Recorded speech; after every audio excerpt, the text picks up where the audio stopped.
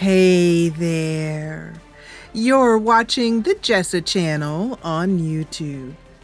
I'm Jessa, and today is the 9th of Frostfall in the 4th era, 201, here in the land of Skyrim. It is a crisp Midas morning, and Kinlen is about to enjoy her pipe after having a successful infiltration and blackmail mission of a corrupt steward in Riften. I love that music.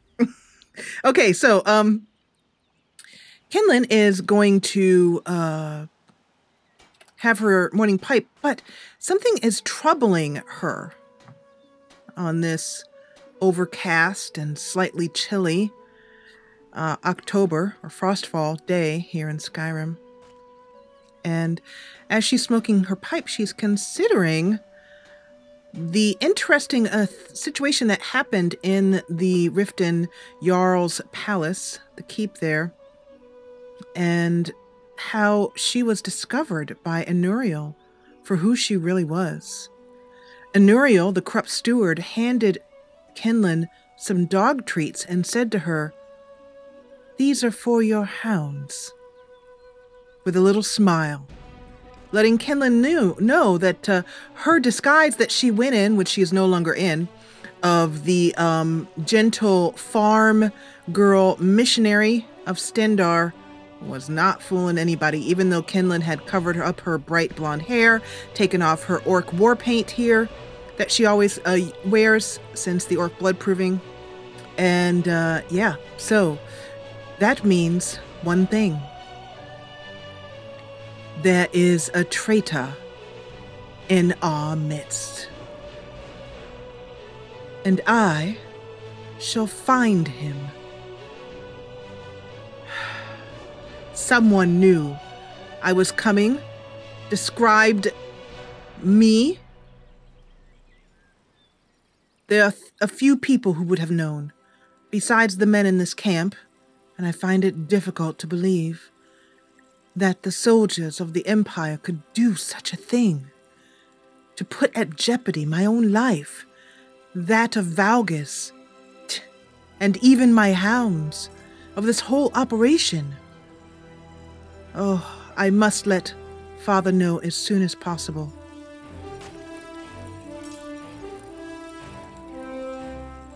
Good morning, Miko. Here's your breakfast. Share it with Scout. Scout comes over, and the two dogs, just like the puppies they used to be, argue and fight over the breakfast. Valgus is warming his hands, and Mercurio, I believe, is over with the quartermaster. Kinlen rested fairly well in the tent last night, and now, good morning, Elbint,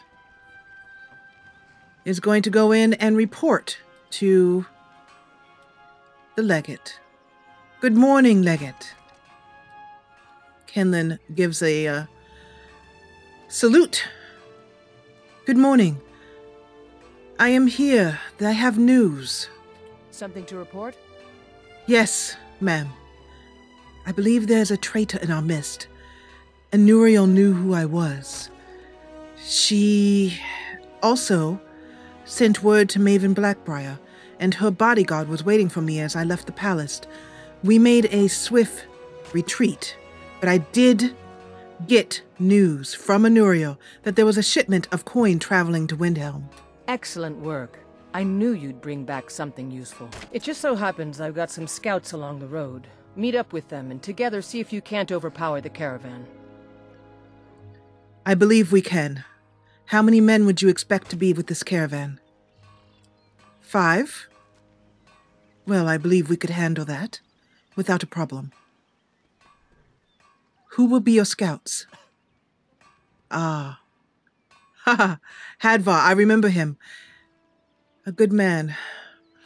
I'm going to write a quick note, if you could pass it to Father. The General and I have our disagreements, but he's the best hope for both the Empire and Skyrim. Agreed. I believe my father is the best hope. So, Kinlen quickly writes out a note, Thanks. hands it to the legate, who says thank you, and that she will have that note sent directly to General Tullius. There was a man there, well, an Argonian, who helped me my task, Talon J. Rikke nods, indicating that she knows that this man is an agent. Do you think he might help me again? Rikke nods again. As far as I have heard, she says, from your father, he's been a good and eager supporter. Quietly, though, ask for his help if you need it. I will, thank you. I'll take my leave then. Thank you. Legate dismisses Kinlen, and with Kinlen feeling a little bit easier in her heart, we're going to head out to take care of this mission. So, actually, let's take a look here at the map. Kinlen asks the legate where the men are on the map. And I think she says they're south of Windhelm. So that looks like East March to Kinlen. She takes a look at her own map. I always want to click and drag. That's why I'm always doing that. Let's look at... compelling tribute. Let's take off the immortal coil, put on compelling tribute. And that shows us that the men are here. Now, we have some things that we need to do far north. And so Kinlen is going to take a carriage. We'll head from Iverstad up to Winterhold, where we have to continue on with here. We need to meet Shadrick Oakenheart. So let's mark this as well, too. And we'll take this off because I know where they are for now. Okay, so we need to meet him here, outside this abandoned cave. Might even be in the abandoned cave. He has a little campsite there. Now, Helgen Reborn is a mod we're doing, but it's also as part of the story. Here, Kinlen wants to rebuild Helgen with Imperial flags flying and present it to her father as a way of hoping that he will forgive her for her insistence on wearing the orc blood paint, which he thinks is extremely primitive. And has instructed her numerous times to wipe that mud off of her face. However, and down in Dushnik Yal, Kinlen went through the orc blood proving, and it's become a very important part of her. So she's fighting back for the first time against her father. So she hopes to gain his forgiveness and get back in his good graces by giving him Helgen on a shiny Imperial platter.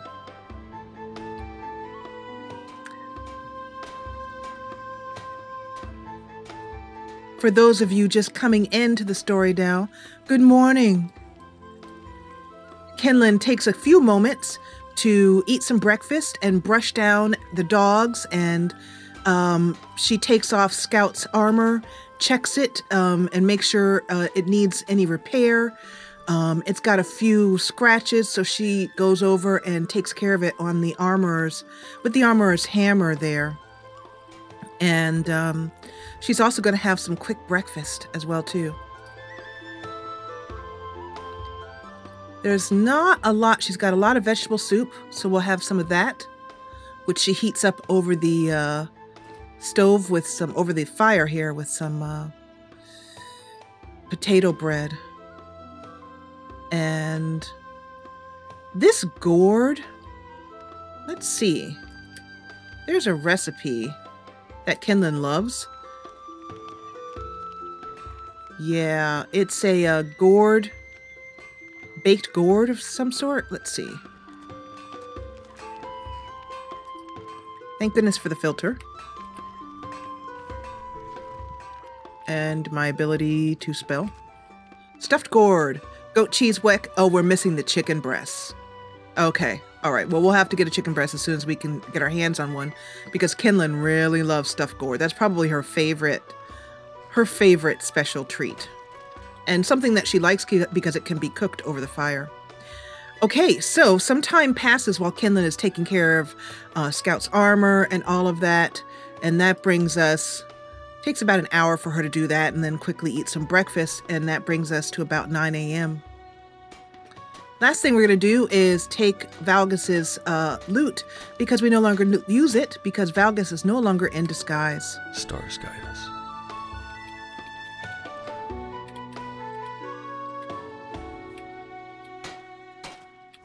There we go. Our burdens are best spread between us. Agreed. I will take that loot. You did a wonderful job. You have very good, well, you do very well with the strings. And there's his dagger, his staff of firebolts. So he's doing a pretty good job, especially with that staff where he's kicking butt. And as you can see, he has been using it. Ritual. Show us penitence. Agreed. Okay, so Kinlen's going to make sure that she's got everything she needs. She does. And let's call the followers to us and hit the road, as it were. Hit the road, Jack. And don't come back. No more, no more. All right, let's go. It's a really nice day. It's one of those really nice autumn days that's kind of crisp, with a scent in the air of, particularly strong, of leaves and sort of dirt. Thick, rich black dirt that Kinlen passes through, brushing her hair off. That will help her. And let me see before we go, actually. But yeah, that kind of thick, rich dirt, that kind of loamy smell.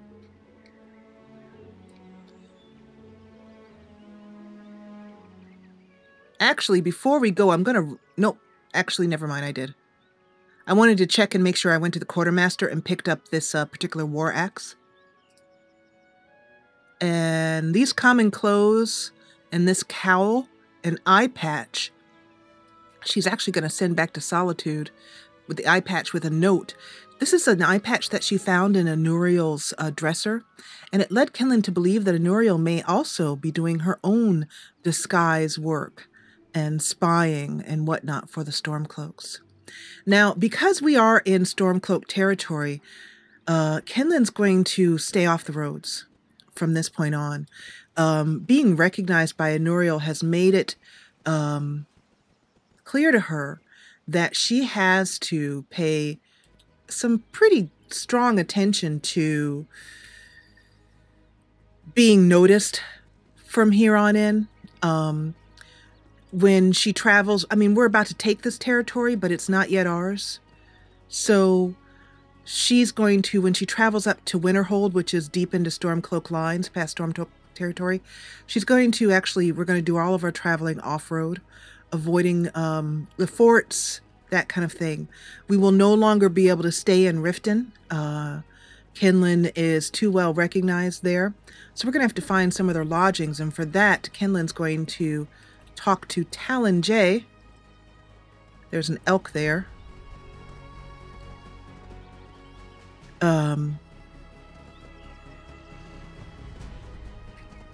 And talk to him about a place that there may be some sort of hideout or some place that she can stay in Riften. Also, when we have Mercurio, who we're going to be leaving at the next fort that we take.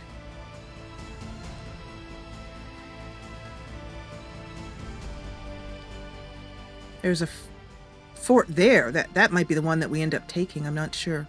But anyway, at the next fort, because we're continuing on with this whole process that I planned out when we first started the Let's Play of Mala had one follower, Inigo, who cannot be topped. I mean, he's just the best follower in Skyrim, bar none. However, in this playthrough, I wanted an excuse to use different followers, which is why I came up with this. Now, Kinlen's going to stop and take a look at her compass. We need to head to Ivestead. I'm going to mark it on our map so that we may have to do a little bit of river crossing here.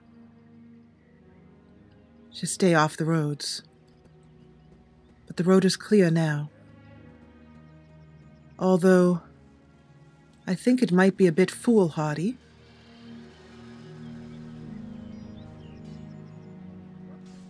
To walk so close to that. And I hear battle on the road.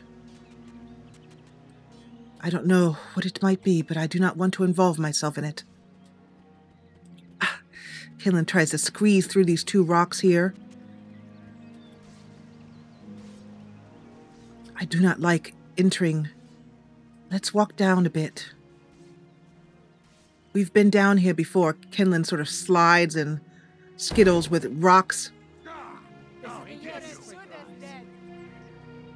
Well, I think it's time to make ourselves scarce. Come on, hounds! Do not bother me and I will not bother you.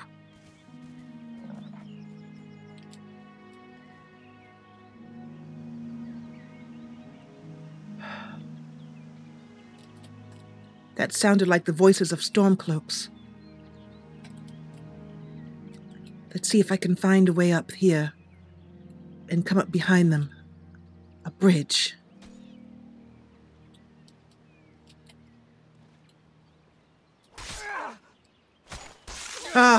It seems that they find us no matter what. Tell you what. No. You start running, or I can stab you in the back. I cannot best you. Good enough. Well, someone who does not need our help at all, it would seem.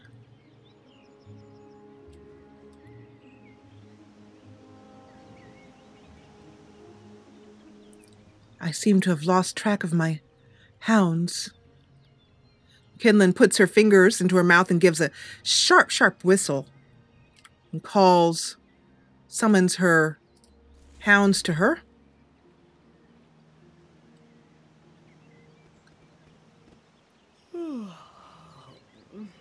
Miko, you have been chasing rabbits again, I can tell. Oh. No! They have found us! To battle! To battle! What are you doing?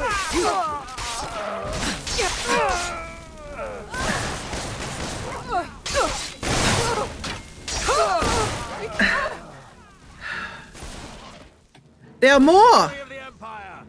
Agreed! For the Emperor! Oh, good job, good job! No, not today! Is that it? Well, as I said, the Stormcloaks know we're here. You there! Are you on your way back to camp? Stay alert. Never know when those Stormcloak dogs might charge. Well, I agree. Thank you for your help. Here, some coin for you. Thank you. Here, this is for you. Thank you. Be well. You are obviously strong and very skilled at the sword. I hope to see you at camp or in another battle. All right, then.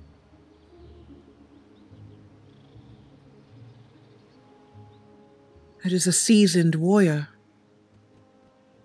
I think he feels he could have taken that whole thing on his own. But at least we do not have to worry about Stormcloaks coming up behind us. Especially since we have to cross this bridge. Ah. You do not wish to be here. Your hound is beautiful. Soldier. The leader. It was but a patrol. So that, in a way, is good news. That means they may not have been specifically looking for us. But let us make our way.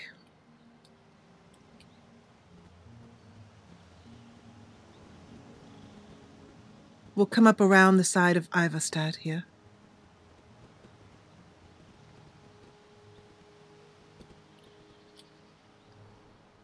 Just want to make sure we are on our way. Nope, we're actually heading in a wrong direction here. Let's head that way. That way. So we're going to walk along the riverside here. Kinlen walks through a bush in her hurry, not paying attention. Well, it seems that we're going to have to do some swimming because I see Ivastad there. Well, or we can cross the bridge. I believe, I was just checking to make sure that Kinlen had had a bath this morning. Otherwise, she would have taken the opportunity for a swim and a quick clean. Good day, fellow warrior woman.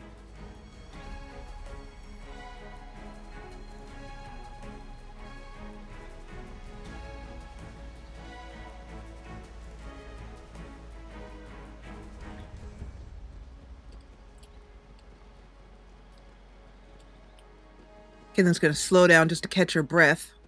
Feeling a bit out of breath after that battle. She absent-mindedly scratches under her tunic.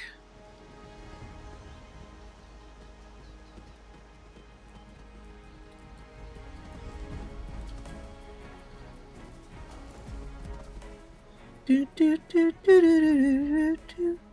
would put an audiobook on.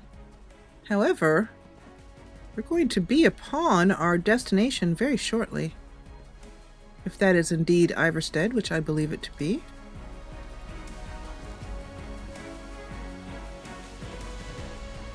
I'm going to stop and get some water.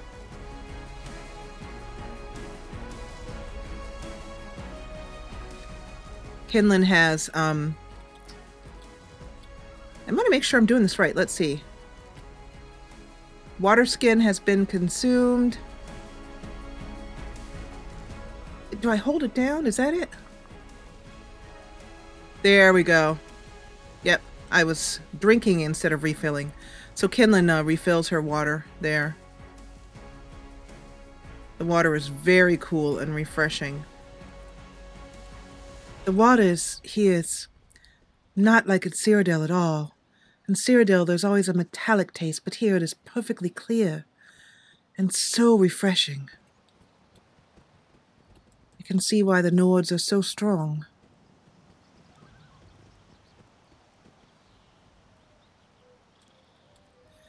It seems we have gone a little bit out of our way, but it was good to take care of that patrol and not have them following us through the woods. And we come upon the cart without a problem.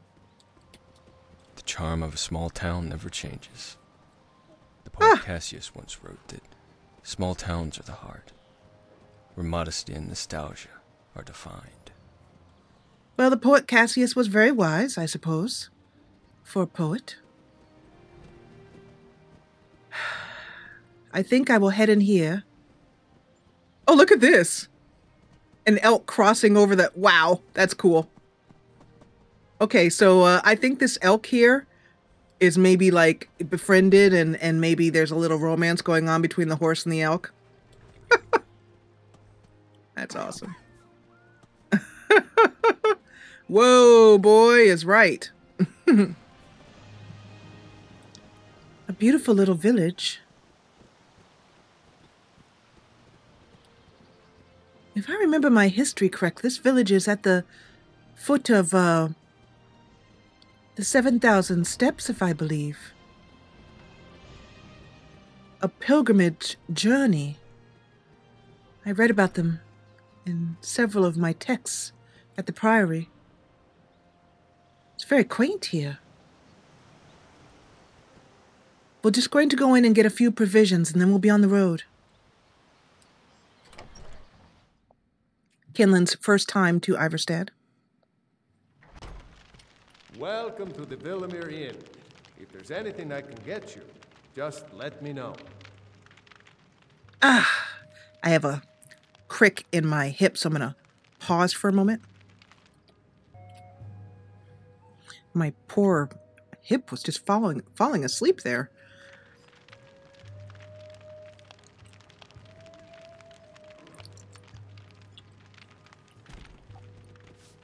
Ah, with her puppy. Hey there, boy. The dog looks over curiously and Kinlen pats him on the head. The woman seems aloof, so Kinlen does not bother her. And there is a Khajiit who likes to stand on a stool here. Hello there. If there are 500 steps to each marker, then maybe... this is pointless. Taraki cannot rely on shortcuts. Is there anything that I might be able to help you with? I have a few moments. Just to stay and tarry. Yes, perhaps you can. There is something foul afoot, friend. Taraki can smell the stench of betrayal in the air. This is very curious to Kinlen because she just found out that there's a betrayer in her midst.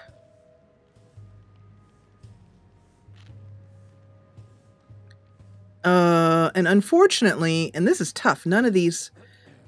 Well, Kinlen sniffs and says, I do not smell anything particular. What do you mean by betrayal? Your nose is not attuned to deceit. Taraki smells the lie, but he cannot confirm it. To some, an unconfirmed lie is the same as the truth, but Taraki is not the kind to agree to something simply on faith. Perhaps it would be best if you told me exactly, what you are speaking about. What betrayal? What deceit do you speak about? Taraki talks of the steps to High Hrothgar. Many travelers come to walk the pilgrimage of the 7,000 steps. Yet Taraki finds that number peculiar. Do you not find it odd that the number is so round? Was the path altered to match the myth? Are the steps not all the same size? I have found it difficult to believe, based on my calculations, that there can be any more than 6,972 steps. Well, I have simply read that there were 7,000. But even if that were so, who would be able to take the time to count the entire steps? And I understand that they go up a very tall mountain. It must get very cold. An arduous task indeed. Which is precisely what makes it so ingenious. If it were only 100 steps, they could never get away with it. The fact that the number is so impossibly high makes it so that no one can question its merit. The steps must be counted one by one. It is the only way anyone can be sure. I take it that you are looking for someone to take on this task for you. Well, I will be unable to do that. I have other matters to attend to. But I'm curious, why are the number of steps so important to you? It is about trust. You see, Taraki did not come to Skyrim alone. His childhood friend Adanya was by his side. Adanya had heard Khajiit caravans were thriving here. She begged Taraki to come with her. Adanya had promised Taraki that she would never leave his side. She vowed that she would never leave him alone in this cold, terrible place. But that was a lie. We had come through the gate to the south from Cyrodiil. We followed the road north when we were ambushed by bandits. There were so many of them. Taraki did not know what to do. That is when Adanya did a terrible thing. She pushed Taraki into the trees, threw herself at the bandits, and Daraki, he saw her die. Oh All he no. could do, all he did was run. I am sorry for your loss. I understand deeply how difficult it is. Forgive me. Daraki has said too much. His only concern now is that his trust is not betrayed again.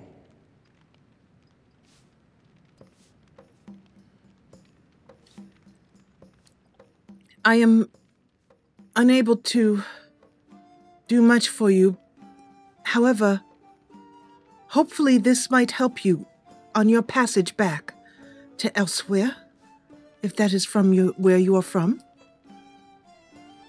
Dariki says thank you. Good lady. There is much in this town that does not pass the smell test. Be wary.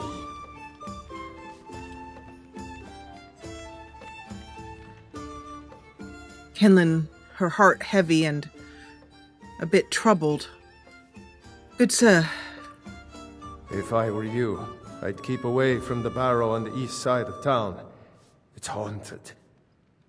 Well, I will do so, not because it is haunted, but because I have things to attend to on this day. And therefore I wish to know what you have for sale. Take a look. I am particularly looking for chicken breast. And we are not lucky, but we can get some dumplings. Carrot. Bread. Apple pie. Oh, a meat pie. Roasted chicken. Salmon salad. Kinlen pink. Playing Kinlen always makes me hungry. And vegetable soup. And hard-boiled egg for breakfast. Canis root tea. She's always looking for tea. Any tea. She doesn't like Nordic tea. Okay, that should hold us a little bit for the trip. And we'll see if there's anything that we can sell to this good gentleman. Yes. Amethyst, garnet, silver goblet of triumph.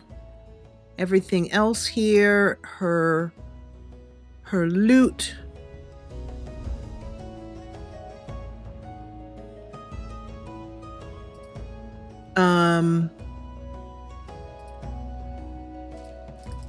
Some alchemy stuff that she's picking up but doesn't really need.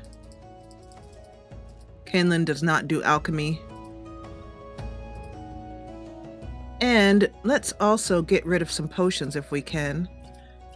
She picks up these magica potions, but she doesn't use them. I just use them for coin. Let's see. Frenzy.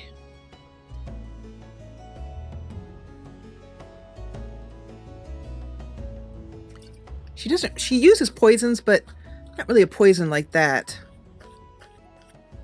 Skirmisher's potion. We can let go of these. I think we've got a better water breathing. This can go. Resist fire. Stamina. These are all stamina. She definitely uses those. I thought we might use this potion of brief invisibility. However, we're keeping it just in case for, it's one of those basically just in case ones. Poisons, more poisons. Resist fire. There's another resist fire down here. We'll sell that one. Shock, fire. I'm basically just trying to keep one of each on.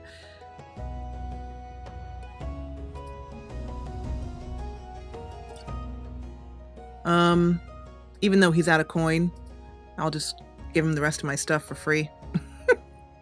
Just to get it out of here. So. If you pass through again, stop by for a drink. I will, thank you. But I will be taking your carriage. Thank you. Good morn. We are ready, Mercurio. Let us go. I've got your back. Good. Let's get Thank going you. then.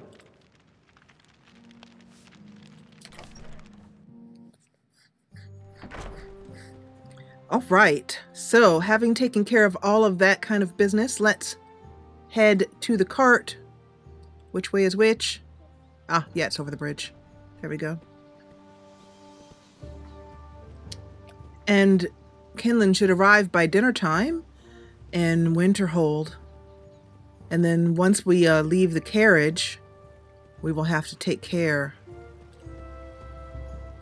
I wonder where this man can take us. Perhaps traveling by the river might be less conspicuous. Good sir. Where do you want to go? Oh, you can go to numerous different places. You can go to Winterhold? Well, good to know. Sit back and enjoy the ride. I shall. Okay, so I don't know, do we go and get on the boat or something? I've never done this before. Not sure. Oh, I suppose we just kind of click the boat here. I bet that's it. Wow, this is great. The dogs jump in, excited for a new adventure. Mercurio and steps in, and Valga steps in a bit gingerly, looking a little bit nervous. And finally Kinlen gets in the boatman. It's a low boat, but they're going to make their way. I hope. Let's see. It's a low boat. There we go, but we're okay, here we go. I've never done it before. I was clicking.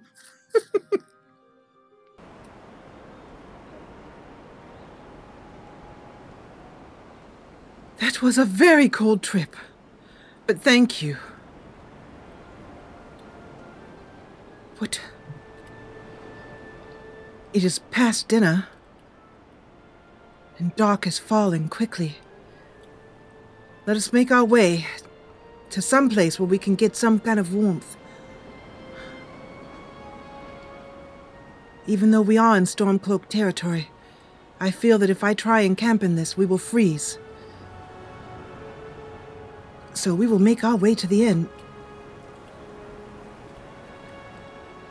An awkward path for travelers.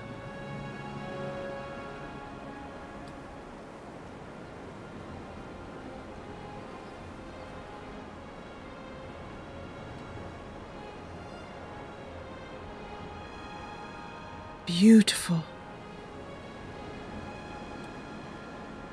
The College of Magic.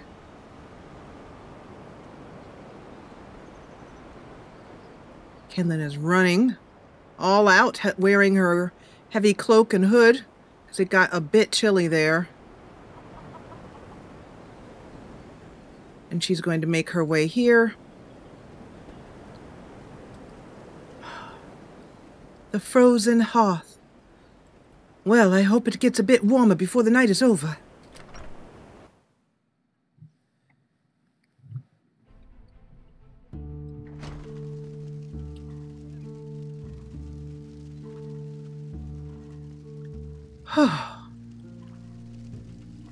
I am simply freezing. If and when we go to the college, I would like to visit the Arcanium.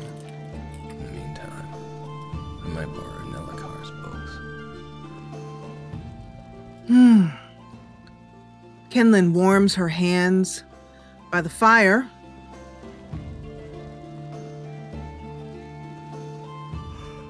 Oh, that's better.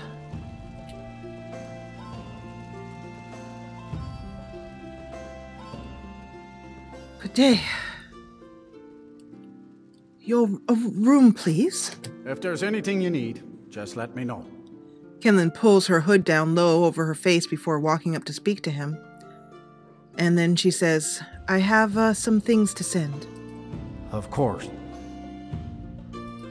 She's going to send a parcel, and we're going to send it to Solitude, to the Imperial Mail Office. In that parcel, she scribbles a note to her father and includes the eye patch. And then she includes the cowl, the common clothes, the amulet of Mara, the amulet of Stendar, which she's going to keep and put in her keepsake chest. as well as Hjarvel's blanket. That was all part of her disguise. The Wanderer's loot. On a whim, she keeps the loot that she has to play. And we'll send that paper as well too, and some of these heavier swords that she's saving up for her followers. I'd be saying Kinlen has nearly 30,000 gold pieces. She's rich. Well, in actuality, she actually isn't. And let me take that hunting bow back. We're going to sell that, not send it. She's not, actually, because she has to outfit all of these fighters, healers, and who are going to be standing at her side with her secret mercenary army. So the coin that she gets is all going to that, and it's expensive to give them enchantments and outfit them and all that kind of stuff. That should go to Mercurio. And I think I sold all the potions and everything else, so that should be good. That's going to be a hefty cost to take that all the way across Skyrim. So as you can see, that's, you know, that eats up her coin as well too. I don't ever have playthroughs where my characters have tons and tons and tons of money. Mala didn't have much either. Mostly because I don't pick up every single thing and sell it. Let's have our followers rest and eat here. And I think, let's sit down here. Actually, where's our, you know what? I forgot to get a room. That's why. If you've business with the college, you're welcome to stay here. It's where most of our business comes from, in fact. I am just passing through, Kinlen says, murmuring to the counter and keeping her face down. I'd like to perform here if I might. Of course. And then also, Unlike some folks here in town, we have nothing against the college or the people that come and go. We will rent a room. It's yours for a day. And then lastly, let's see what we can get. Take a look. If we can find... What do you got to do around here to get some chicken? There's chicken dumpling, which we'll get. But Kinlen is looking for some chicken for her gourd. This Nordic mountain tea is not something Kinlen's tried. Prince Geldal tea. Let's see what other teas we might have to choose from. That Prince Geldal tea, I think she might like. She likes this Highland Efficacy Enhancer. This tea. Canis root tea. She likes that. Oh. This Akaviri ceremonial tea has a wonderful smell, so she'll grab that as well, too. We're grabbing up all the tea we can. She doesn't like plain Nordic tea, but she might try this mountain tea. We'll get that just to see. And the Prince Geldal tea because tea. Kinlen likes tea, basically, and needs to keep warm. Cooked beef, clam chowder. She occasionally gets into the mood for some apple cabbage stew, so we'll get 2 of those. I think that's it. I think she should have a full pack by now. And I don't think there's anything else we really have to sell. So Kinlen's going to head into her room. Let's see which one it is. Nope, not this one.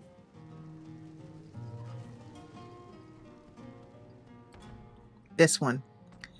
And we're going to take off our cloak. We'll take off Kinlen's ready there.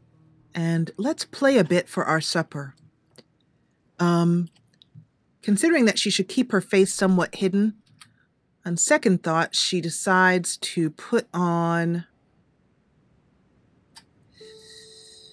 We might have to just put the cloak back on. I don't know if we have any other kind of hood.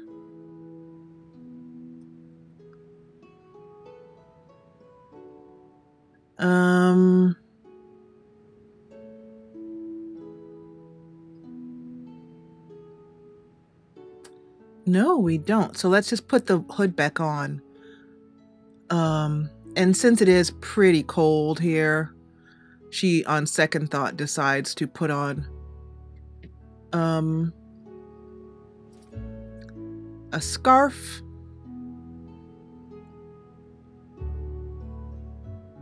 And I think that's it that we have for her. See what she looks like. Ah, there we go. A little bit warmer. Let's go out and play for the troops, as it were.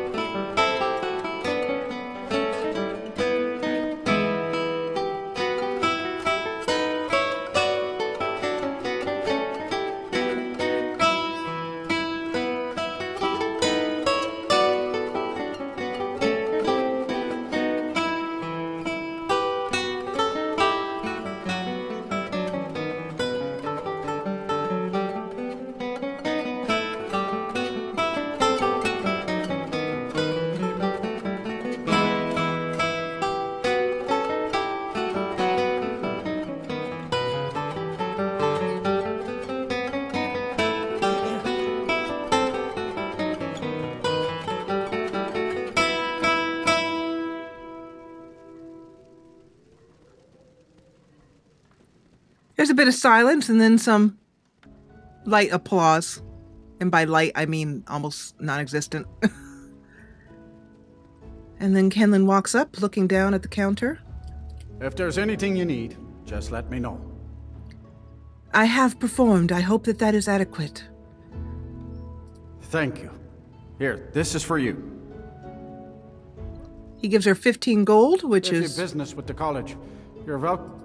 not too bad. Course. And at that point, let's sit down here.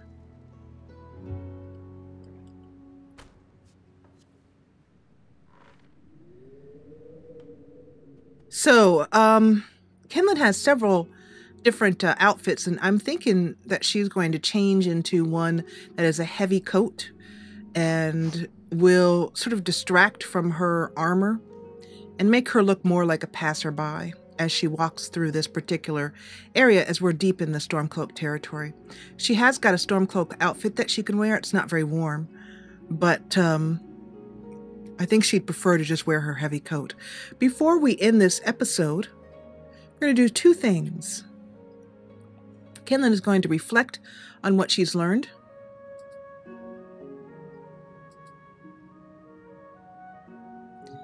And normally she does this in the morning, but I have a feeling in the morning we're going to get up and head straight out.